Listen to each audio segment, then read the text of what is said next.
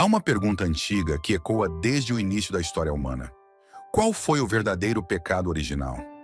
Durante séculos, teólogos, filósofos e buscadores da verdade têm tentado entender o que realmente aconteceu naquele misterioso jardim chamado Éden.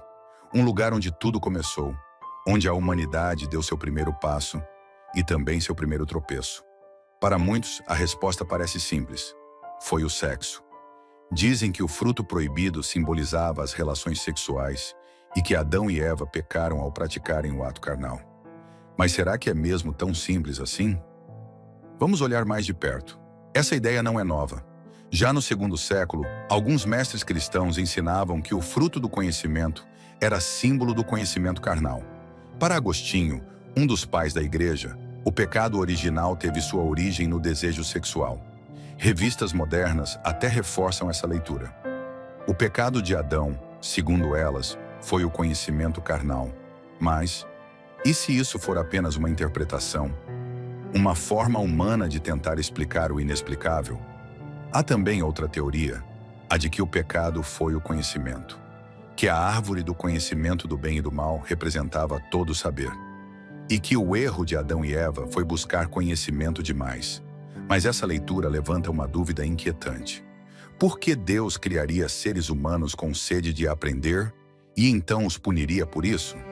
Por que plantar no coração do homem o desejo de conhecer e depois condená-lo por agir segundo essa natureza?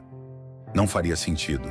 Essas duas interpretações, sexo ou conhecimento, acabam pintando a imagem de um Deus caprichoso, contraditório. E talvez isso diga mais sobre a mente humana do que sobre o próprio Criador. Então, o que realmente aconteceu no Éden? Voltemos ao relato original, em Gênesis. Deus deu a Adão e Eva um jardim inteiro. Vida, beleza, liberdade. E apenas uma única proibição. De toda a árvore do jardim podes comer à vontade, mas da árvore do conhecimento do bem e do mal, dela não comerás. Porque no dia em que dela comeres, certamente morrerás. Não era uma referência velada ao sexo. Afinal, o próprio Deus ordenou: sede fecundos, multiplicai-vos, enchei a terra. Como poderiam fazer isso sem relações sexuais? Também não era uma condenação ao conhecimento. Deus educava pessoalmente Adão, levava os animais até ele para que nomeasse cada um. Um processo que exigia atenção, estudo, observação. O verdadeiro pecado foi a desobediência.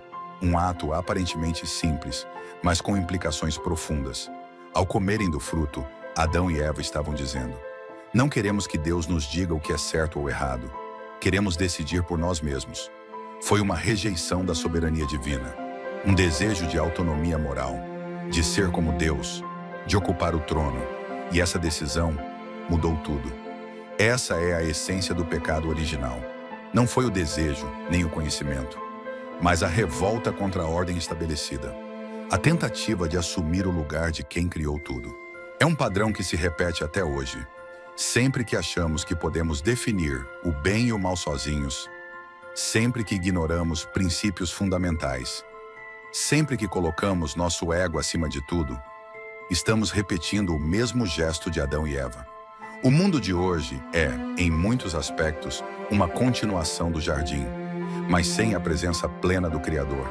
E o vazio que sentimos, as crises, a dor, tudo isso é fruto de um mundo que decidiu viver por conta própria. Mas há um ponto de virada.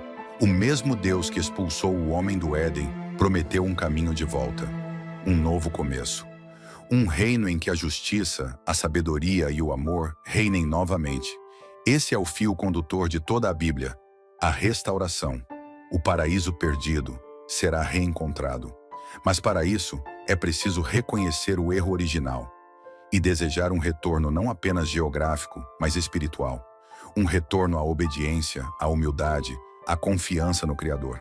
O fruto proibido continua sendo oferecido, em diferentes formas, disfarçado de liberdade, prazer ou poder. A pergunta que fica é: vamos continuar comendo? Ou já aprendemos o suficiente?